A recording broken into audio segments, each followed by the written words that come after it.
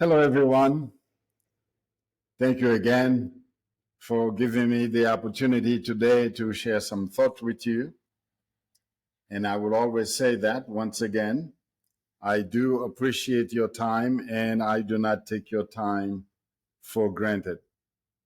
The topic I want to share with you today is very important. And by now, I want to remind you that the promise that I have made in the past that I am calling all of the issues, the people who take on the social media, the popularity contest that is going on, and all the trends and the movements, and those who have taken the social media platform, some of which have what we understand to be millions, if not billions of followers. I am calling them all noisemakers, and I make no apology for keep repeating that because I want you to understand the essence of the idea of this thing that called noisemakers. And the reason why we want to understand the essence of the noisemakers is because of the negative impact it's all having on all of us. So it's extremely important for us to understand this concept I am calling the noise makers. And I also made a promise to you that in due time, which is now as we go forward, in due time, I will take the time to systematically and accurately and articulate what do I mean by calling these noise makers. There are many aspects of what I'm talking about with regard to calling them noise makers. And as we go forward and explaining the characteristic of what I call the noise makers, it's very important for us to understand and see how the noise are coming and how they're making the noise and the topic subjects they're addressing that give the impression of legitimate, but yet they are noise makers. Today, we want to look at how these noise makers are pushing the world toward a global counter revolution. How the noise makers and the noise making aspect are pushing our world towards a global counter revolution. And so some thought we want to share today, for example, I believe we have entered the longest period of prolonged disenchantment since the Industrial Revolution and the emergence of the secular humanism and progressive ideologue politics that was born during the Enlightenment. I believe we have entered that period, a prolonged disenchantment, that we have become so disenchanted with what's going on in the world, and which is directly tied to what we understand to be the Enlightenment that came in a post-industrial revolution, give the emergence right of the Enlightenment. If you recall, please look at those things. One of the things about the Renaissance and the Enlightenment years was this thing that come to be known as secular humanism. We talked about that sometime in the past. Along with that, the progressive ideologue and the political aspect that was born out of that. And so we continue to see the unsettling situations that urgently need our immediate attention if we are not all to fall prey to these global trends of demagogue. You see, it had become normal and rational for all of us to be apprehensive, seeing that the political establishment around the world, with their organized elections, don't change anything. Let me say that again. The unsettling situation that needs our immediate attention if we are not to fall prey to these global trends of demagogue. Why? Because, see, we need to be very apprehensive, and we are apprehensive because we clearly see that the political establishment, the promises that were made from politicians and the political institution around the world with their organized system of election do not change anything, at least from the positive point of view. We live in a time where many are calling this to be the postmodern era, where the postmodernists searching for meaning and with a great desire to develop a sense of identity that will encompasses diverse spiritual exploration, and those exploration were to extend beyond the what we know traditions, with personal experience and exposure to a wide range of belief system, and often, as we have seen, influence with the pursuit of spirituality. That is one of the goals of the postmodernists, searching for meaning and the desire to develop a sense of identity. But this identity also have to encompass diverse spiritual exploration that goes beyond the traditional meaning as we understand as religious practice.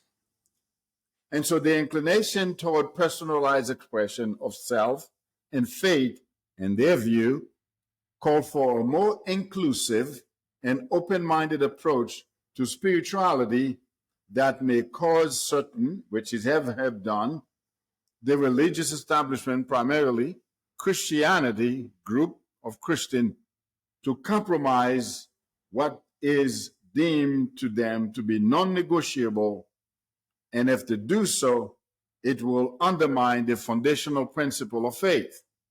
And so you see what the postmodernist is asking or rejecting, if they don't get what they want, is for the traditional religious foundation to compromise the tenet, or else being rejected, which they are rejecting it. And if the foundational historical narrative Christian base were to compromise the foundational principle of faith, they will have no reason to exist. As such, the postmodernist is rejecting traditional religious foundation. In addition to, until in the last few years, identity politics, which is a topic many are addressing on the social media, but identity politics, now commonly referred to as the woke or the wokeness, have avoided serious scrutiny as a religious movement.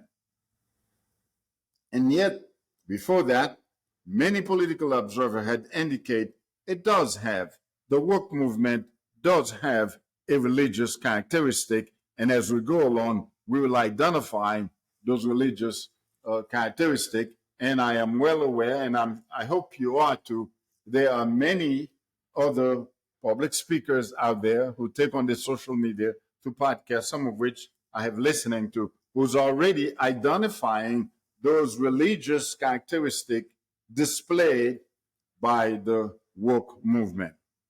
And so we need to understand why these movements are happening and how they promise to transform humanity. You see, the woke movement, with all its liberal ideology and a progressive idea, have promised to change humanity, and why it is extremely valuable for you and I to understand the historical narrative. In other words, the roots and where they are coming from. It's very important for you and I to understand the narratives, because understanding of the narrative is the key for you and I to understand the current event that are happening in our time. And so we need to understand the root cause, where those movements come from, because they're not new. They've been lingering around for many, many years, decade, over 200 plus years, and now are coming to fruition. You see, in the race to find answer to satisfying the demands of these ideologues, what we see happening is the world is falling prey into worshiping a false god. Let me say that again. In a race to find answer that will satisfy the demands of these ideologues, what you and I see happening is the world is falling prey, victim, that is, in worshiping a false god. And sooner or later, one of the things that you will see happening very clear is a concept that's been lingering around a very long time, and many of us were aware of that, is a concept of global government. It's inevitable. One world government is inevitable. And of course, the idea of a global worshiping of a false god, it's inevitable. And let me also point out to you that the idea of religion, you see, religion doesn't need a god because it's already based on a false assumption. Okay? That assumption, that idea of religion can be self. In other words, the elevated of self. It could be anything we want. So to have a religious characteristic doesn't need to have some far out deity, some unknown dimension. And so therefore the woke movement and all of its subsidiary happening is displaying clear evidence of a religious movement. And so what we see is almost everywhere, wherever you look, east, west, north, south, okay, you will find there unsettling. Wherever we go, north, south, America, Europe, Asia, the Middle East, from New Zealand to the Netherlands, hundreds of millions no longer feel in control of their lives, value even consulted by the self-satisfying ruling class. For example, I just read a study that says that, quote, in the United Kingdom, 70% believe their country is moving in the wrong direction. That's in the United Kingdom.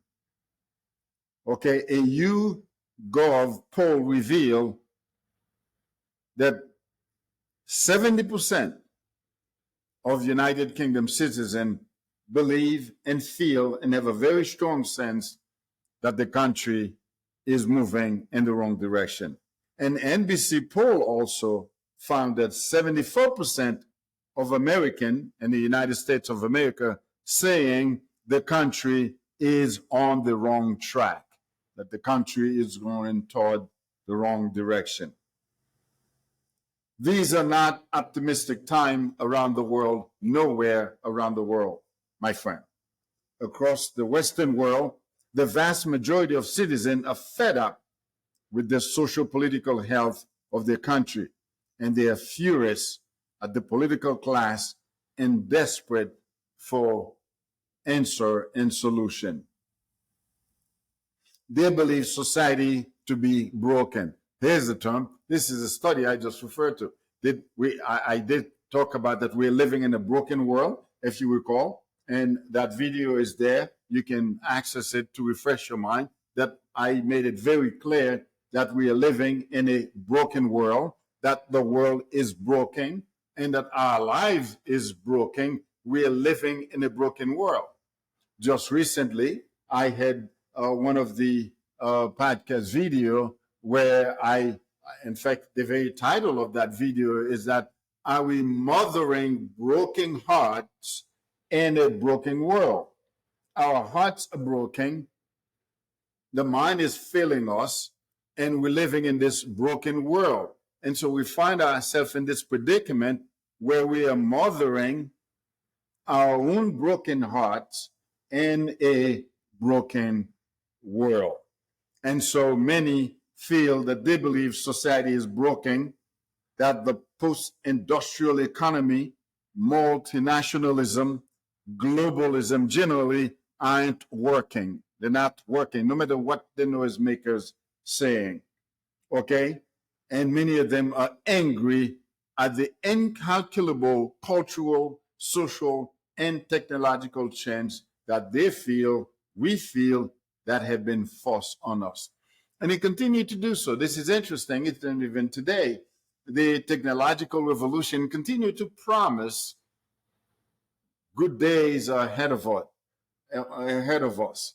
The better days are yet to come. And there's a bunch of noisemakers out there who's saying those things, really promising those things. But the evidence seems to show to the contrary, that the technology and all of these subsidiary and attachment is creating a den of waves that we are not able to sustain. For example, here's an event many of us are familiar with. After a summer of Black Lives Matter protests and call for defund of the police, I will not be willing to live in a society where the police are not being funded. I will not support any idea to defund the police, but the liberals have encouraged that as a post-Black Lives Matter to defund the police. California saw a number of criminal justice-related ballot measures. Residents voted to down a proposition backed by the police union that will have classified certain low-level crimes, including shoplifting, as felony, and made it hard for incarcerated people to obtain parole. That's California. Voters approved a Proposition 7, which make parole eligible to vote. See, since 1974, people with a felony charge have been able to vote, but not if they're still serving a sentence. So you see, we're moving to a very, very complicated situation in our society. And this is what just one state in the United States of America. In Los Angeles County, residents voted to amend the county charter to invest 10% of the county's unrestricted general fund, anywhere between $300 and $500 million, or $300 and $500 million in favorable housing, mental health service, and restorative justice program for low income and community of color. You know what that is? Social justice. That is the DIE. Okay, that is the DEIE, inclusion, equity, and inclusion. That's what that is. That's what that is. That's the woke movement, and its charitable aspect take on a religious perspective to reach to the poor. Now, listen, I would not have any crumbs, nor would I oppose helping those that are in need. But that's not what we're talking about. I will promote benevolence and altruistic view that will help anyone that in need.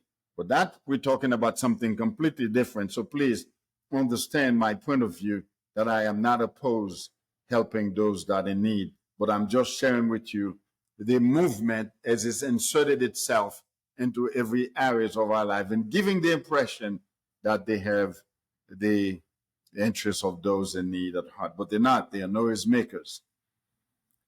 The measure, which was supported by the reimagining of the LA County Coalition of Community Organization and racial justice advocate, arose in response to the county reckoning over racism.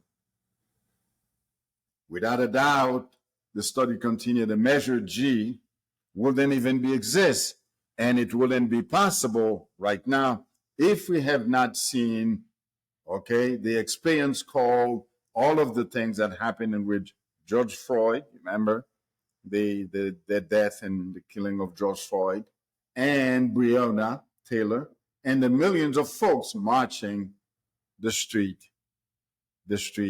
and demand for justice. Not all social justice measures proposed, however, in California residents retain an affirmative action ban and vote down a measure that would have expanded the number of rent control apartments. All this fit into the idea of social justice. Let's take, for example, the issue of addiction, drug and alcohol addiction. The Western country continue to be a proving ground for drug reforms. This year, the state of Oregon in the United States became the first state in the United States and the country to decriminalize the personal possession of drugs like cocaine and heroin, oxycontin, and methamphetamine. Instead of jail time, offenders will face with a $100 fee or, in lieu of that, possible health assessment and stay. The law created a fund carved from marijuana tax revenue to treat addiction and establish a new recovery center. This is interesting. Oregon also became the first state in the United States to legalize what a drug that called psilocybin, mushroom, that is, for use in licensed setting. In general, the psilocybin has been less restricted across the West. And it says there, quote, thanks to the local effort to decriminalize psychedelic in places like Denver and Oakland. So we're moving to a different, complete world. Completely different world. Okay? And so what we're looking at a different world, and that's what many are saying the world is broken. Psychedelic on a trip to the Western balance. Arizona, the state of Arizona and Montana vote to legalize recreation marijuana, joining six other Western states where it's already legal. In Montana, half of the new tax revenue from drug sale will go to the Environmental Conservation Program. In Arizona, where marijuana possession was a felony, residents will now have the chance to expunge the record for certain possession and offense. Very interesting thing. The state would also create a 26 social equity license to open retail marijuana facility for marijuana distribution to be given to people from communities that have been disappropriately impacted by drug enforcement. Still, some progressive activists include, I don't know what this word means, but it means lucha. I'm sure probably an acronym for something. In Phoenix, say the change did not go far enough to remedy how community of color were impacted by drug law and they opposed tax revenue going to law enforcement. Interesting, isn't it? Very interesting sets of events. And we're talking about drug addiction. For example, also, life expectancy may have peaked. Economic growth has been feeble for years, as have real wage. Certain groups, indeed, have seen the prospect plunge, especially severely. Home ownership is increasingly out of reach for many. The fabric of the traditional family is under extreme pressure and extreme attack by the woke movement, the progressive, the liberal, and the post-modernists. The fabric of the family, that is. And women are having fewer children than they would like to. Loneliness is exploding as it becomes harder to form and stay in long-term relationship.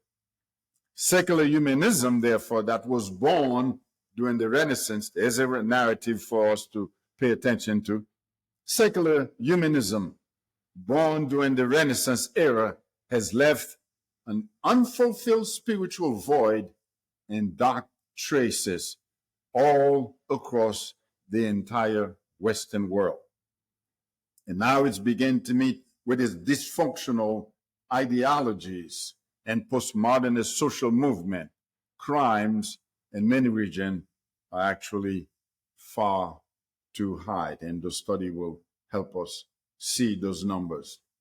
In many countries, universities' overexpansion has created a toxic two-tier society, fueling elite overproduction. Workstorm troopers have seized control of most of these cultures of the universities. Education and business across the English-speaking world impose a nihilistic gender extremist and critical race theory on all of us. The governing class, that's the liberal, the left, progressive, and the postmodernists, the governing class have got it shockingly wrong on many other issues, from foreign policy to COVID-19, money, printing, and ever atone for their mistake.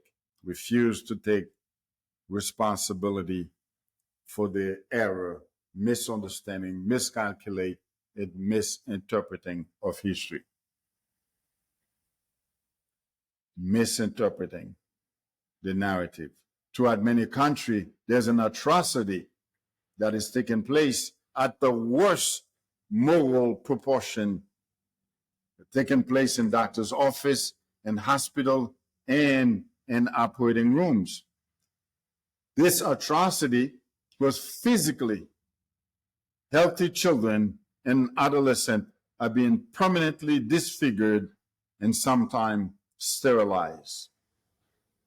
These youth say that they are transgender, and we, their parents, teachers, therapists, and doctors are supposed to agree with these children, self-diagnose, and take a backseat if those children make very consequential decisions for the rest of their lives, to alter the bodies in order to, as we are told, align them with their mind or the way they feel. Medical education and government authority advise us to support the gender journey of these children and still developing kids, including medical intervention with very, very, very poor evidence of long-term improvement. The belief that male and female are human invention. What an atrocity. What a declaration of war toward natural law and the designer of life itself. The belief that male and female are human invention, and that sex of a newborn is arbitrarily assigned, and that as a result, the child requires affirmation through medical intervention. These ideas are divorced from the reality of life and therefore hazardous, especially for those very children I just mentioned and talk about. The belief that biology can and should be denied is a grave repudiation of natural law and natural reality, and it is a mockery of what hard science teaches us about being a male and a female according to natural law. Many experts are therefore sounding the alarm. They know and believe that we, the parent, know our children best. These experts, well-trained, well-known, people like Dr.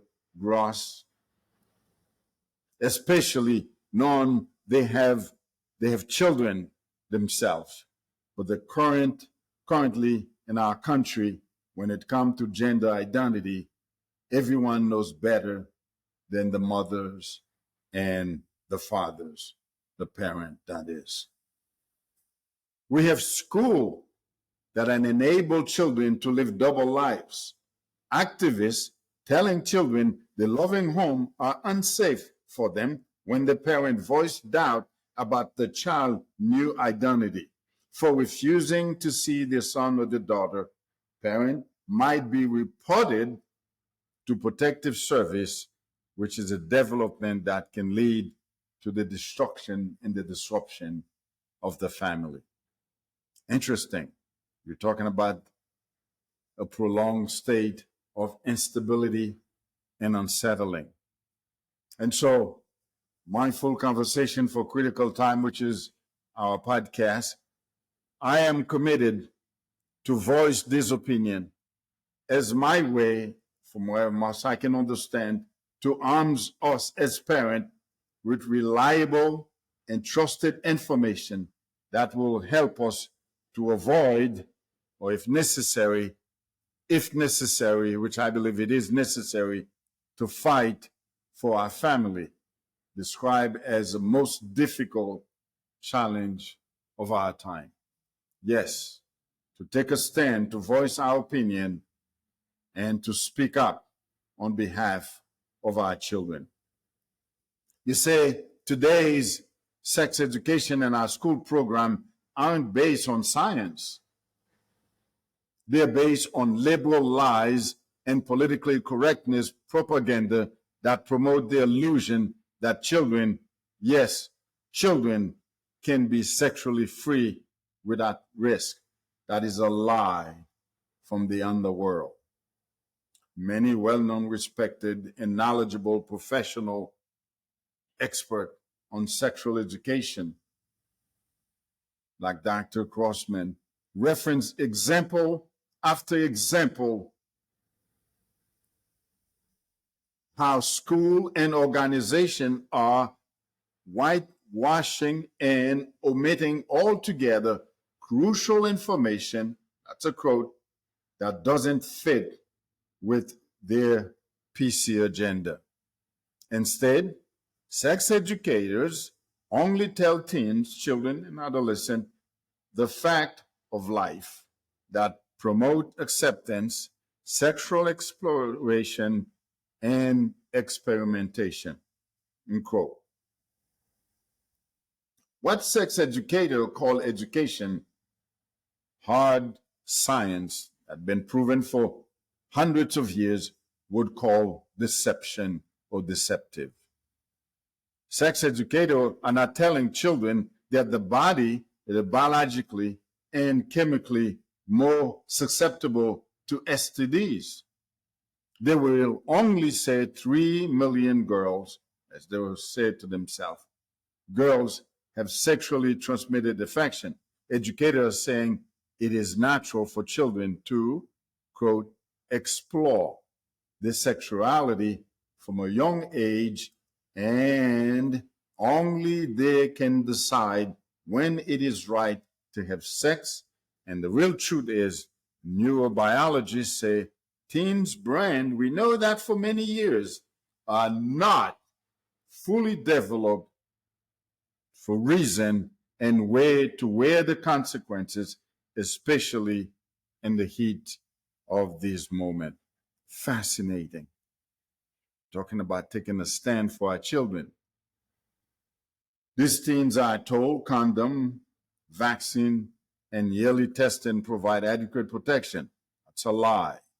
Without being told that study now show condom are no match for herpes, HPVs, and gonorrhea. You can watch that in a YouTube teaching by a book called You Teaching My Children What? by Dr.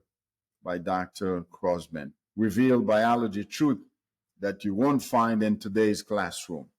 You Are Teaching My Children What? Is a critical reading for parents like myself and you with teenage children, and instrumental in teaching our children the truth about sex, but as well as the lie that the school promulgating to our children when we send them to school. And so I tell parents that you are not sending your children to school to learn to read and write and arithmetic. You are sending your children into a building where they're going to be indoctrinated with dark matters, lies from the underworld. In Europe, for example, including Great Britain, there's a popular consensus that there has been and remain too much immigration. In France and several other countries, integration is widely understood to have failed. There's a growing concern of the rush to net zero. While the Western public are very concerned about the climate change, they aren't prepared to see their life standard decimated to deal with the environmental problem. There's an increase in suspicion of the surveillance of society and of the war against cash and a growing urban-suburban clash. These scenes of alienation especially prevalent among the working and the low middle class, as well as the young, but not the element to society that is immune from it, other than perhaps the multi-billionaires. As ever, in time of dislocation, a small minority has embraced outright conspiracy theories such as we see in 9/11, or despicable prejudice such as anti-Semitism, fanned by reliable resource with no real solution. Very, very interesting sets of events. And so, my friend, as we continue to see that the belief in the progressive that used to define the Western psyche has faded, with hope replaced by despair, bitterness, and fear, the political phenomenon of our time is a mass discontent. You remember? We talk about one of the noise, the discontent noisemakers. That's what I'm talking about. One of the 7 characteristics of the noisemakers I identified last year was the discontent noisemakers. And that the discontent, and yet this crisis continue to be largely and ignored by a unempathetic ruling class. Its only answer is more of the same for the higher elite to continue to impose the ideological and ideologue on the mass majority. In the past, when the ruling elite were conservative, I don't know when that is, that's a study I'm looking at, such as the entrenchment might have led to publicans to arm themselves to the left. Contemporary elite are center-left utopian technocrats. In today's, the counter-revolutionaries are on the right almost everywhere you look. That is where the populist energy and the desire for change lies. And so we see, my friend, that we need to take a stand. We need to stand up. For example, I look at another study, it said, yes, the global right-wing revolution is gaining ground regardless. In Italy, Giorgia Meloni, female, who's the prime minister. In the Netherlands, the anti-net zero farmers party has surged across the continent, including Scandinavia, mainstream party adopting once unthinkable policy on immigration. In Spain, Isabel Diaz Ayuso, a rising star, is advocating, I don't know this word mean, right populism. I will look this word up, of course. In New Zealand, the right is headed in the poll and the Libertarian Act Party has rocked it. In Argentina, one leading presidential contender is an anarcho-capitalist. In Paraguay, the right-winger Santiago Pena has won the presidency. Benjamin Netanyahu from Israel has regained power last December. Interesting sets of events happening all around the world. And the term we use is what we call the unsettling time of our time. You're talking about noisemakers. This is amazing. There are, of course, exceptions to the global shift to the right. Brazil, where Lula and neo-communism are back. And of course, Britain, thanks to Troy Ulysses, Brexit was the first domino to fall, the start of what will prove to be many international counter-revolution. Of course, we're seeing, my friend, we are living in what I call critical time on every level, critical time on every measure, critical time on everywhere you look. We are living on a critical time. And so I believe you will agree with me. If not, please share your thought that we have entered a time in the world history where we have become disenchanted with what's going on in the world. And many experts have said that reaction have not been seen since the post-industrial revolution and the emergence or the birth of secular humanism with the progressive era. Our world is unsettling. Our world is broken. Our heart is failing us, and our mind have abandoned us. We must take a stand, my friend, particularly when it comes to our family. And as I said again, let me say it again, I really appreciate your time. I do not take your time for granted. This is mindful conversation for critical time as we continue to look at the time in which we're living with a postmodern generation searching for answer, rejecting, deconstructing, removing every structural design that will put in place that have held humanity for thousands of years. So you and I better embrace ourselves for the ride. The storm is coming. Get up, my friend. Put on your boots, put on your gloves, put on your hat, and put on your critical mind.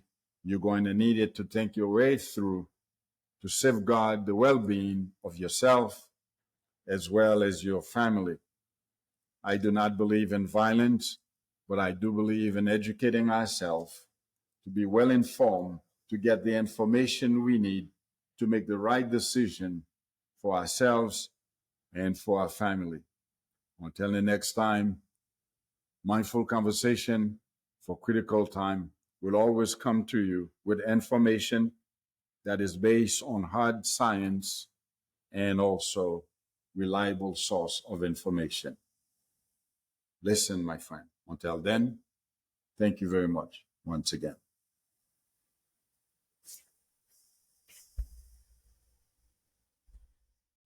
I want to thank everyone for listening. And if you haven't subscribed, do so to stay tuned with our future conversation. Again, this podcast is a production of Insights Innovation. Once again, thank you for listening.